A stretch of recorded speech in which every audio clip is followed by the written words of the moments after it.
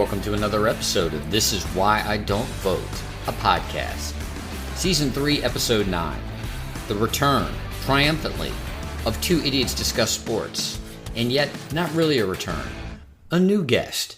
A friend of mine from high school, Boston sports fan aficionado number 1.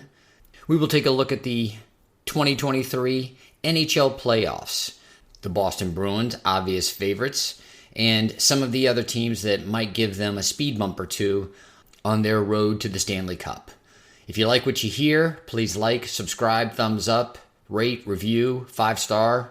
Please spread the podcast to all of your friends and enemies, far and wide. This Is Why I Don't Vote podcast is on Patreon. If you like what you hear, please consider supporting. Let's go. Act 1, Two Idiots Discuss Sports, NHL Playoff Preview. For the first time in the history of Two Idiots Discuss Sports, a NHL Playoff Preview with a buddy of mine from high school who is a Boston sports fan aficionado. Let's just call him a Homer sports fan number 1. His name is Jonathan. Jonathan, I'm going to give you a victory lap for the Boston Bruins in one of the most disgusting seasons that I can remember in the National Hockey League. Dr. Knackley, this is Jonathan Caesar, straight out of Boston, pal. And I just want to say thanks for the hookup here. We love you. We love your show. Aren't you glad I'm not going to talk like that for the next whatever number of minutes? Dr. Love, Patrick Knackley. I don't know, man. I think that would actually be pretty funny if you did talk like that for the next 30, 40 minutes. I don't know that anybody that is interested in the other topics that I cover will still be listening. So any of the sports fans that persist through some of the segments that I do in this podcast, non-sports related, they would love it if they got an entire episode of someone feigning a Boston accent, using the requisite level of profanity as well. Oh, there's plenty of that. You would gain a big, large Northeastern population to your show, but you may lose them in the South and elsewhere because, let's face it, that accent is just a little bit harsh if you're not from that area, you know? I think it's harsh if you are from that area. And that's why they call them massholes. That's only the women. That's right. It's only the females. All right, so take your lap for the Bruins, who I really thought probably 2/3 of the way through the season that they wouldn't take their foot off the pedal, but just the rest of the league would catch up with them, and it just didn't happen. Okay, so a few things going on here with his team. And first of all, as you know, little history, I was born in Boston, Massachusetts 100 years ago. And then moved when I was a youngster. My grandmother, foolishly, she owned a 5-unit brownstone right in a very popular part of Boston, and foolishly sold that in the mid-1980s for $775,000 because the city of Boston wanted her to replace all the plumbing and electrical, which would have cost, I don't know, maybe that same amount. That 5-unit brownstone today is worth anywhere from $15 to $18 million. So, not only have some of my teams had critical losses throughout history here, but that was a big real estate loss. So we're still reeling back from that one. But okay, hold on. Let me ask you. Yeah. The Boston Bruins, their losses to the Montreal Canadiens, the Boston Red Sox, their losses to the Yankees, and the recent losses that the Celtics have had. Tell me which is worse, losing out on that brownstone or the Yankees being able to hold over the Red Sox, all of those losses throughout the late 90s and early aughts. Patrick, they're all piercing. I'm going to say the two worst ones, believe it or not, which may come to a surprise to most people, or I'll say 3. There was a very quick exit, a lot of people forget, to the Montreal Canadiens a few years back. It was like in the first round. Was that when COVID was happening, when there were no fans in the arena in Montreal? Yes. I believe. Absolutely horrific. But It's the Daggers, or the Daggers, as they call them up there. It's definitely the New England Patriots, not versus the Giants. Those are good Giants teams. The team that lost to the Philadelphia Eagles in the Super Bowl when the defensive coach had one foot out the door going to Detroit. That one was absolutely horrid because Tom Brady had the best game ever in Super Bowl history. I think he threw for 550 yards or something crazy like that. I'm going to put the loss to the St. Louis Blues a couple years back in 2019 in the playoffs. That was absolutely wretched. And what can you say about the Red Sox, right? They'll break your heart when they can. In terms of the Celtics, we all remember the hook shot, a lot of us, that Irvin Johnson did, and that sort of sealed that one series back in the 80s or early 90s. So there's definitely more losses than wins in Boston history for a lot of sports. But the Bruins actually have been to 20 Stanley Cups. Most people don't realize that, but they've only won it 6 times. So obviously they were one of the original 6. Patrick, anything less, and I hope everyone agrees with me, anything less than a Stanley Cup this year is just going to be, I wouldn't even know what to say. Do you agree? Oh, I agree. The thing about Boston that's interesting is there's been so much heartache over the course of, let's say, the last 50 years, the 70s, the 80s, and even into the 90s.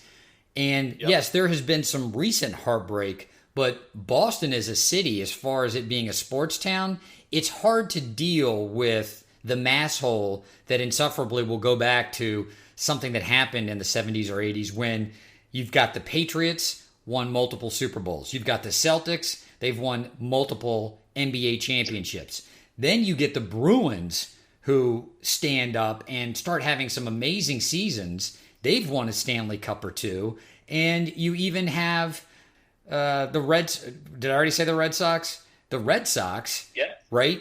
Starting to win championships, and people in Boston going from being heartbroken, from being downtrodden, to being the expectant douchebags that if the team isn't competing for a World Series, then the season is a failure. So it's been a very interesting dichotomy of what, I grew up, you grew up as This is the lexicon of Boston sports fandom. This is what the atmosphere looks like versus what it is now. And the reason why I asked you about your grandmother and the brownstone is that you've had so much good fortune. I don't know that she's ever going to be able to get that brownstone back, but you're certainly going to be able to get your championships. And I think the Boston Bruins are the favorite this year. I don't know where you want to start on this. I want to start with a stat that you can probably remember. And we did not talk about this, dear listener, before the podcast. But I don't like all these stats in sports. I think most of them are stupid. The thing I love about the NHL is it has a stat that's very simple to measure whether or not you're good and whether or not your line is good and whether or not your team is good. It's called a plus minus. If you're on the ice, do you score more goals while you're on the ice than the team scores against you? Does your line have more goals than the line that you're facing? And does the team score more goals than the team that it is opposing? The Boston Bruins, as a team, their plus minus this year was like 132, which is absolutely fucking ridiculous. I don't remember ever a team that had a plus minus that was over 100. Do you? No, this is a little bit freaky here. I watched them play Pittsburgh the other day on TV, and the original true black and gold was victorious, the Boston Bruins. Let's get that straight. But the puck was literally, and Pittsburgh still has very solid, some of the best players ever. The puck was in the Pittsburgh zone. It's like it never got out hardly. So I don't know how they don't beat these teams even worse, to be honest with you. I mean, it's absolutely crazy. The most overlooked stat in terms of people that in the NHL that had the best stats this year, obviously Pastrnak had 60 goals, 111 points. That's what everybody talks about. And then Linus Allmark with the 40 wins as goalie. And then the Bruins have a heck of a backup goalie in Swayman. But the key things here that people don't notice, and you mentioned it, Hampus Lindholm had a plus 50. That's ridiculous. A plus 50. And I think they have 8 or 9 players with 50 points or more. So this team really, you're going to maybe laugh or not. I want you to think about this because you were always a big Red Wings fan. This reminds me of those old Red Wings teams where there were just no chinks in the armor. Obviously the teams now aren't as tough. They're much faster. But, just top to bottom, a solid team, good defensive forwards. Patrice Bergeron, one of the best ever at that. By the way, his face-off wins are 61%, which is number 1 in the NHL. So the team has that feel of those old Red Wings teams to me, minus, no Joey Kocur or Bob Prosper. Not much fighting anymore. But it just kind of has that flow and feel to me, which I really like. So no, I agree. I don't think that that's laughable. These teams today are much faster. It's the way that the league is geared towards that they're not allowed really by way of the rules and even by way of the teams, how they're built and designed. They're not going to be as tough and they're not going to fight.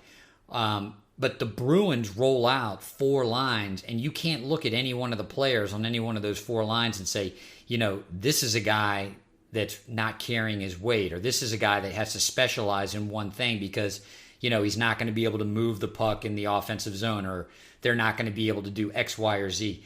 They don't have any of that. I mean, it's crazy that you've got 4 lines, and their 4th line, which is supposed to be the quote-unquote grind line, is just as capable of moving the puck in the offensive zone, holding the puck in the offensive zone, and scoring goals as their 2nd or 3rd line. So where's the weakness? Right. Well, the couple things here. What you just mentioned, that was the key to the Bruins winning in 2011 when they won the Cup.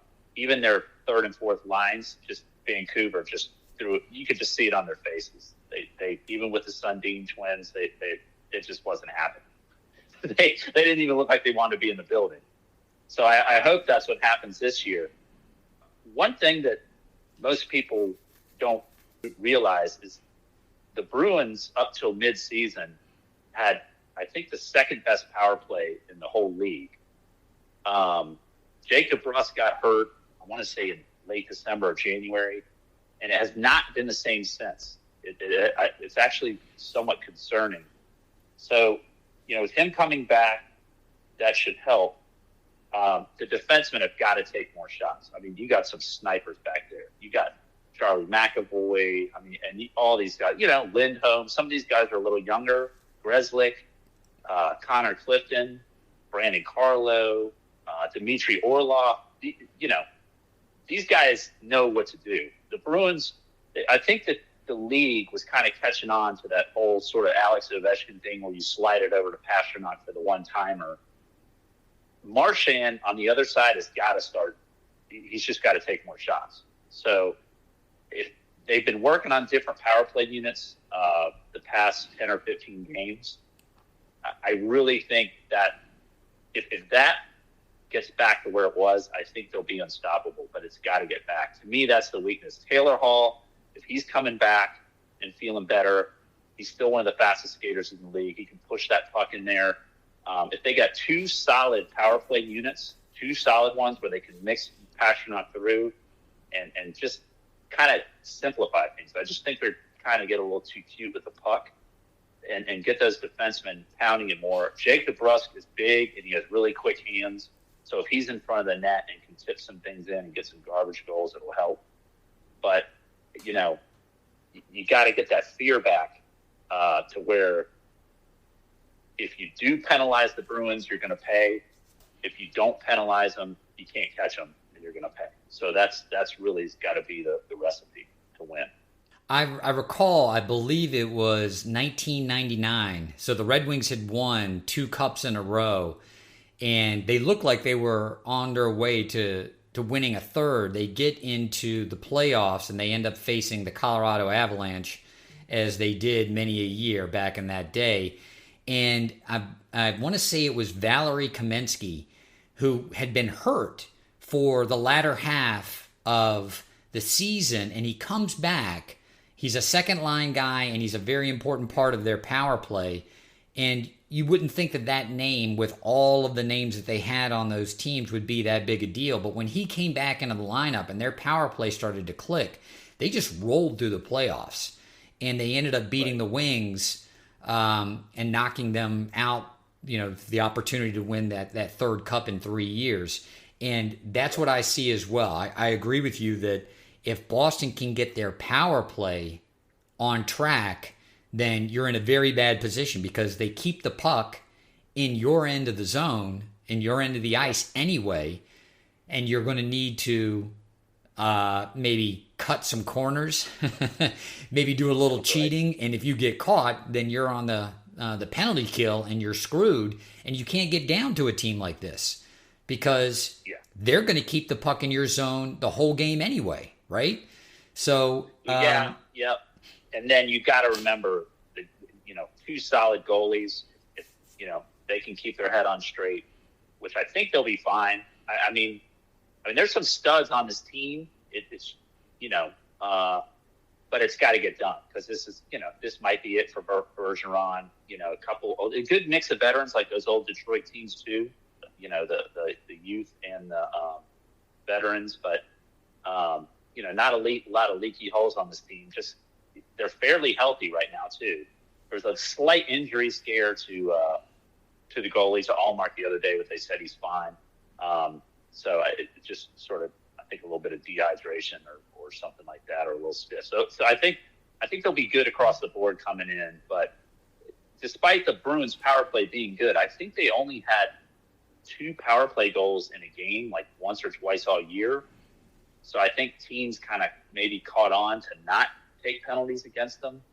But regardless, I don't quite know why it's not clicking like it was. But they claim, maybe they're saving something for the playoffs they don't want people to see, But it's pretty remarkable. If you do look at the games they did lose this year, they were really close, a lot of those games. So it's just, when that power play kind of slacked off, you had to think that would have even given them more wins, because they were 25-5-2 against the West this year, which is, just like you said, absolutely disgusting. 39-7-3 against the East. So, well, when we're talking numbers like this, anything less than a cup is just unacceptable. I agree, and the West is clearly not as strong as the East this year, and it's a good segue to talk about now. Okay, the Bruins going into the playoffs. Who do they have to worry about? It's very likely, that experienced Tampa Bay team. Now, that's an older team, and it's probably kind of like the end of the Edmonton run, the end of the Islanders run, the end of some of those old Montreal Canadian teams. They just don't have the gas left because they don't have the youth. But you don't want to dick around with a team like that who knows how to win, right? No, not at all. They've been there. They've seen it all. I honestly think the Bruins' biggest nag would be the New Jersey Devils. They just fearless. They had some tight games against the Bruins. They match up well. These teams have absolutely nothing to lose. No one has anything to lose when they play the Bruins. Think about it. With a record like that, you have nothing to lose. If you lose, you thought you were going to lose. So to me, there's nothing more dangerous in any sport than that right there. Agreed. Again, that Super Bowl when the Eagles played the Patriots, wasn't even the starting quarterback for Philadelphia. Nothing to lose. Went out there and just straight up won it. So it is amazing, but one of the problems here with these the President's Trophy, and it's sort of considered a curse in hockey. Only 8 teams that won the President's Trophy since 1985 went on to win the Stanley Cup. Went on to win it. Twice your Red Wings did it.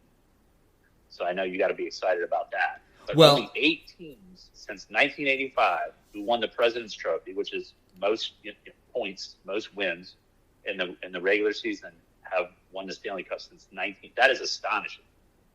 I agree. I don't think you can ever see that in baseball. Certainly no way. I doubt it in basketball. No way in football. So it's just an odd thing. And I don't know if it's – I always felt like in hockey, like teams held back and just get us to the playoffs, we'll get healthy, and then we'll show everyone what we have. I just think compared to any other major sport, that's how it works. But I don't know. I love your opinion on that, but to me, it's just a strange, stat. So you mentioned the fact that the Red Wings did it twice, which, yes, I'm happy about. But the Red Wings, if you go and look at that record, were also victims of the curse. I believe it was 1994 that they were the President Trophy winner, and they lost in the first round to the San Jose Sharks in Game 7. And I believe they were the President Trophy winner in 1995 and ended up losing in the Stanley Cup to the New Jersey Devils. So I've been both a victim of that curse and one that was wiping his brow after the Red Wings were actually able to win, having been the best team in the league. And I think I think you're onto something, that there is this element of not taking your foot off the gas when you're really, really good, and then you get into the playoffs and there's a different dynamic. There's teams that may have taken their foot off the gas because they're not going to catch you, and they're just looking to get healthy. We're in. Yeah. It doesn't matter whether or not we're a 3 seed or we're a 6 seed. Let's just get in. Let's just get healthy and see what we can do. It's a strange. Basketball has its own component, and so does other team sports like baseball. But hockey is a strange one, that you've got teams as big as they are, right? You've got a 7-game series, and you get these elements where one player can take over a series, and that one player is namely a goalie. And I would venture to guess that in most of the series where the President's Trophy winner ended up losing, they ran into a hot goalie, and they hadn't encountered that. They hadn't had to play a style where they had to slow it down and really measure everything that they did, because goals were at a paramount, and they just allowed another team to basically beat them by probably a goal or two in 4 out of 7 games.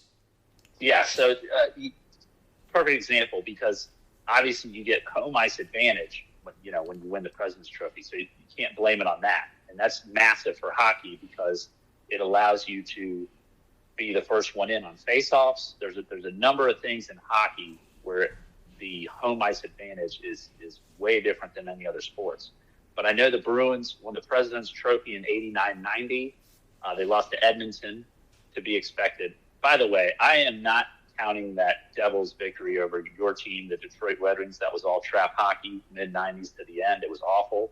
So thank God they got rid of that. Yes, the Bruins agreed. won the President's Cup in 2013, 2014, lost in the second round of Montreal. Okay? They won the President's Cup in 2019, 2020, lost in the second round of Tampa. So when again, I played ice hockey for a number of years. I still play from time to time. But in Boston, when the President's Trophy was won by the Bruins, it was a collective in the city, just hold your breath. This isn't going to work out. As a lot of Boston fans tend to be sort of pessimistic about their sports. But it's just a fact.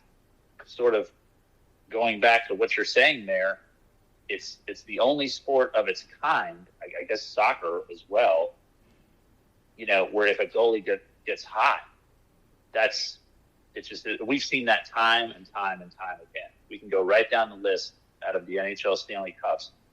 Very seldom that when that cup is hoisted, that goalie on that team wasn't the difference maker.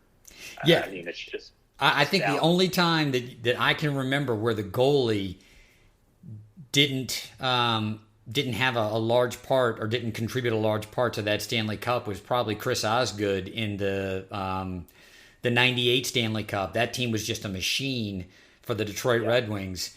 You know, go back to the series that you just referenced, Montreal going to the Stanley Cup, 3 years ago during the COVID season, and that was all Carey Price. That was literally one guy keeping the game at 2-1 or 1-0, or God forbid it got as high as 2-2, and Montreal was, time and again able to win those games until they ran into a very experienced and a very savvy Tampa Bay team.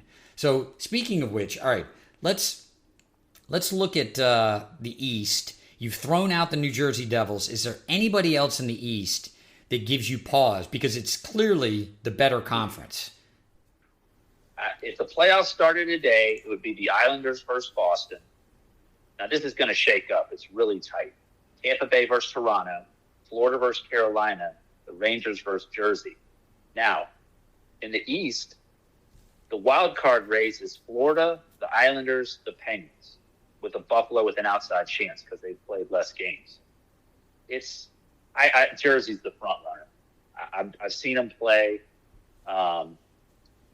Greedily, I wanted Carolina to play Boston. So even though Boston's had their mishaps against them over the past, some oddball years here, but that would give me a chance to go to the game because I live outside of Richmond, Virginia. And let's not shed any tears. The Caps aren't in the playoffs this year, which is strange. But, very. Yeah, it's tough. It's tough if someone were to get really hot. But again, we got that top to bottom thing with Boston and New Jersey that a lot of teams don't have. If you want to look at the West, it's a little more wide open. If the playoffs started today, it would be Winnipeg versus Vegas, Edmonton versus LA, Seattle versus Colorado, Minnesota versus Dallas. The West wild cards are Calgary, Seattle, Winnipeg, Nashville. I think Nashville probably will not get it. I would say Colorado and Vegas are the strong suits out there. What I am hoping for, Patrick, is that the West just grinds themselves down to a nub so that by the time they get to the Stanley Cup, the East team can take them out if they've, hopefully not have as many grinding series. But I think it's going to be really fast compared to previous years. I think it's going to be a lot of cool goals. I think it's going to be really good compared to years past. I feel like the West is just wide open. I don't know how you think. I mean, Colorado's definitely more experienced along with Vegas, but I don't know who's going to do an upset, but I predict something like that's going to happen out there. I was a little surprised at the way Colorado finished the second half of the season.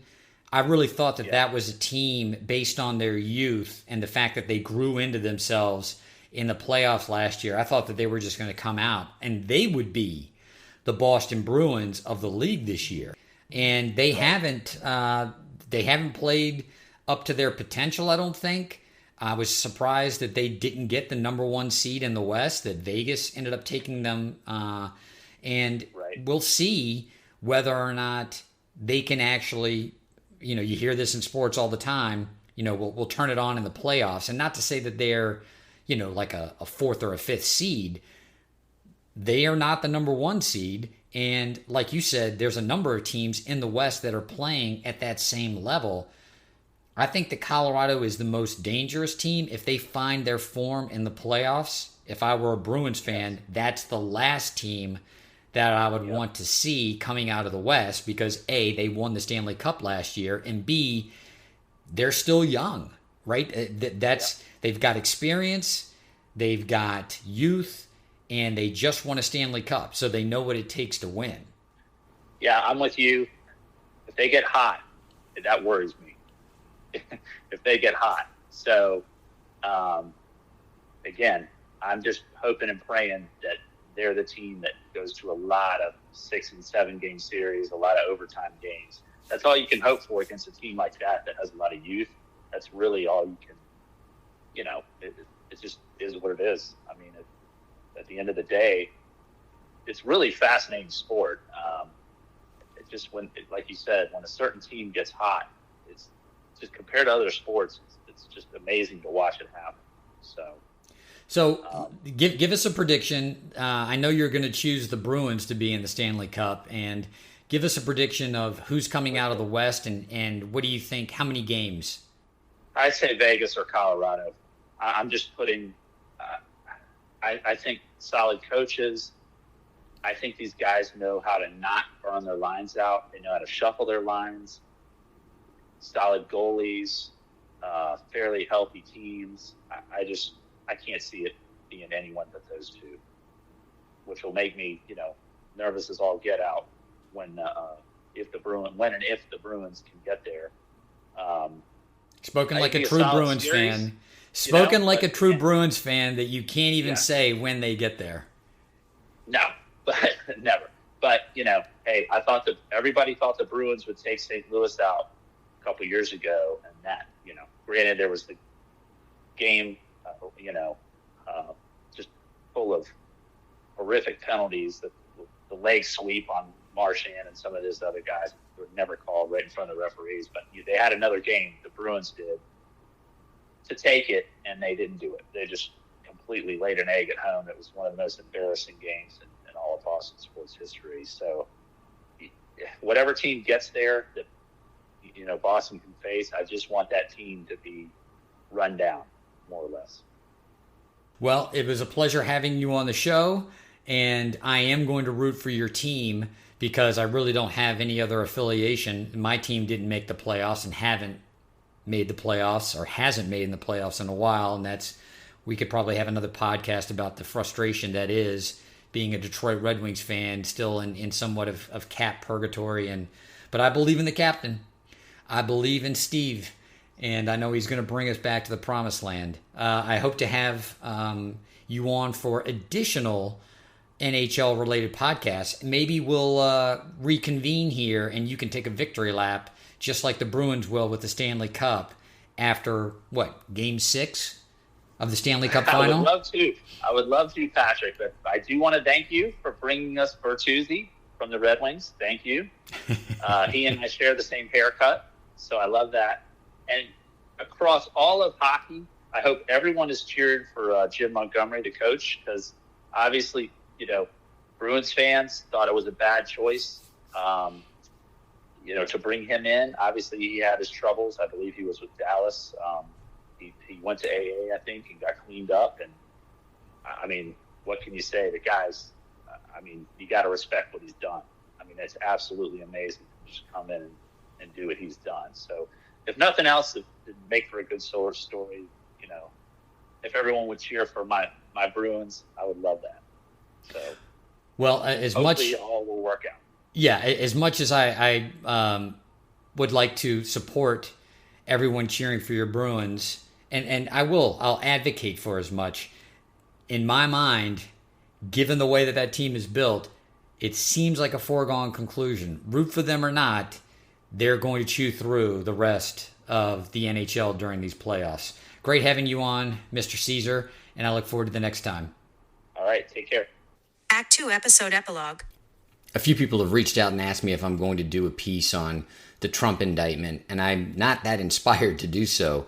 Not because I don't have thoughts on it, not that I don't have opinions. One, I've tried to withhold those thoughts and opinions from this podcast until more information comes out on any story because of the rush, if you will, for these media outlets to report something, anything, just to keep your attention versus actually having all of the facts versus having a holistic picture of the situation.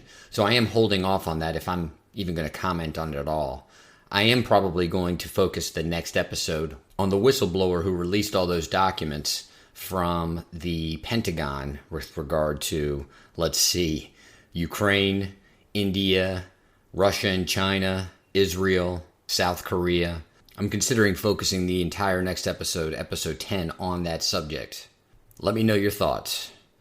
This is Why I Don't Vote, a podcast.